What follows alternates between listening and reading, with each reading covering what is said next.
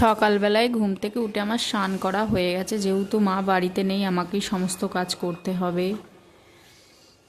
ছাদে গিয়েছিলাম, কত সুন্দর পরিষ্কার আকাশ, মেঘলা আকাশের মাঝখান দিয়ে রোদ্দুরের ঝলসানো আলো, কত সুন্দর লাগছে পরিবেশটাকে দেখতে। তারপরে আমি ফুল তোলবার জন্য বাড়ির বাইরে গেলাম হাঁটতে হাঁটতে।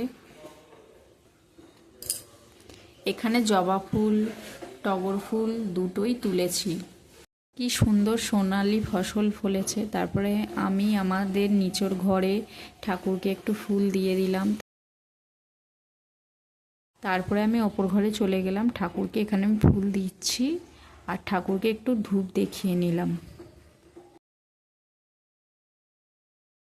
বরমশাই কাজে যাবে বলে তার জন্য তরকারি করছি এখানে।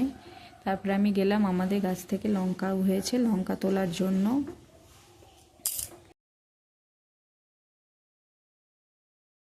আমার লঙ্কা তোলা হয়ে গেছে। এখানে এখানে আমার চা করাও হয়ে গেছে, বড়মশাইয়ের খাবার রেডি হয়ে গেছে। এখানে বড়মশাই কাজে যাবে বলে রেডি হয়ে গেছে। বড়মশাই কাজে বেরিয়ে গেল। তারপরে আমি গেলাম উপরে বিছানাটা গোছানোর জন্য। এখানে বিছানাটা আমি চোখের পলকে গুছিয়ে ফেললাম। তারপরে আমি এখানে মুড়ি খেয়ে নিলাম। তারপরে আমি একটু মেশিনে বসেছিলাম, আমার একটা জিনিস সেলাই করার ছিল বলে এখানে আমি মেশিনে সেলাই করছিলাম। আমি একদিকে ভাত বসিয়ে দিয়েছি আর একদিকে এখানে আলু সেদ্ধও বসিয়ে দিয়েছি।